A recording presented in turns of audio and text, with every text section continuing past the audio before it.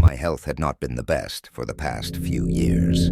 I had made several trips to doctors and specialists, trying to find out what was wrong. At the end of September 2022, I was sent for a whole barrage of tests, including an electrocardiogram, ECG or EKG, to measure my heart's electrical activity, and a full blood count. That very night, we received an urgent call from the doctor about the worrying test results. Rex rushed me to the emergency department at the hospital. The nurse on duty took one look at me and said that my pallor was dangerously gray. Over the next 14 hours, I would be given 2 blood transfusions, along with a bag of plasma. While I was waiting for a room to be prepared in the ward upstairs, the woman in the next bed became angry at the nurses. The doctors had requested more tests and scans for her, and she was not pleased that they could not diagnose her recurring ailments. Her scolding voice soon rose in volume, getting the attention of everyone on the floor. By that time, it was close to midnight. The agitation level was almost a palpable presence in the place. I felt chilled and did not feel it was due to my low blood count. "I want to see the doctor now!" screeched the irate woman. "Beep, beep, beep, beep, beep!" The monitoring devices went haywire all at once, emitting alarms and sounds of mechanical distress. At every single bed, it was absolute chaos. Nurses were hurrying from bed to bed, frantically pressing buttons to stop the ear-splitting blaring and trying to reset each monitor. All the while, the woman carried on a relentless tirade, steamrolling over the nurses' attempts to calm her down. Rex and I looked at each other in bewilderment. What was going on? Eventually, the head nurse managed to placate her. She arranged for the woman's discharge and assured her that any further tests could be done as an outpatient.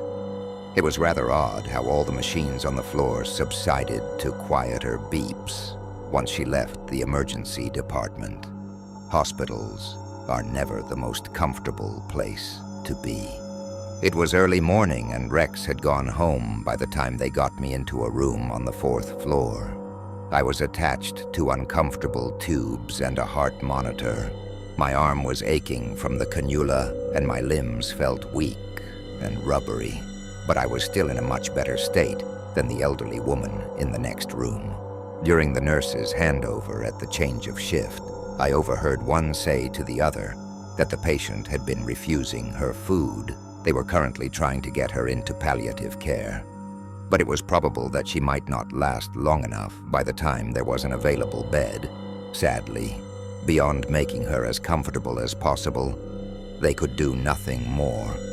Sleep was impossible that night. My lower back hurt, and I could not figure out how to adjust the bed. The temperature in the room had gone quite cold. It was unusual for me to be bothered by the air conditioning. I normally liked the cold, and the nurse had made me comfortable for the night, wrapping me up like a cozy burrito in cotton blankets. The lights at my bed were turned off, with the door was left ajar for the duty nurse to be able to check on me at a glance from the bright hallway. I could hear the constant rasping and wheezing noises from next door. That poor woman's labored breathing sounded especially loud in the stillness of the night. It reminded me horribly of a death rattle, like during the time I had sat vigil years ago for my father and Rex's mother. My vision had gotten accustomed to the dim lighting. A movement to my left caught my eye. I blinked once, twice, but the image was still there at the window. It was a slight-built woman or a young girl, dressed in a black gown and a wide-brimmed black hat. Her face was pale, the features hidden in shadow by a gauzy veil from the hat. A coat was draped over her shoulders like a cloak. From the angle of her head, she was peering in at me.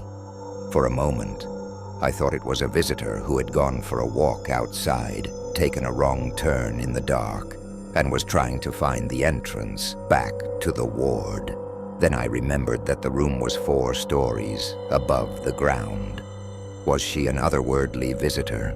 But I did not feel any malice from her, only a vague sense of curiosity. On a whimsical impulse, I waved to the lady in black, acknowledging that I knew she was there. Then I quickly turned on the bedside light. The figure was gone.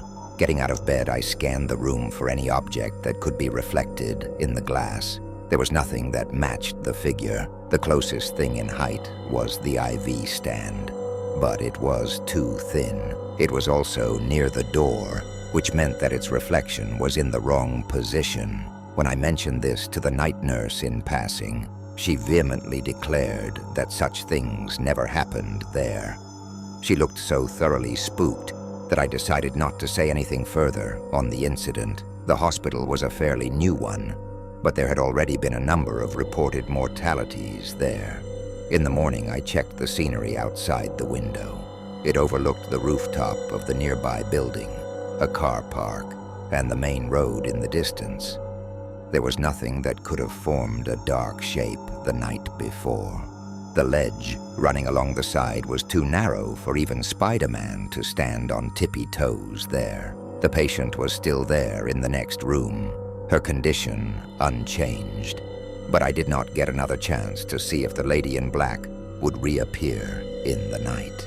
My daily blood tests were showing that my blood count was much improved. Oxygen saturation and erratic heart rate had stabilized. By late afternoon, the doctors decided to send me home for recovery and to be scheduled for surgery at a later date. That night, as part of my bedtime routine, I did my online crossword. One of the crossword clues read, "You look like you've just seen a ghost."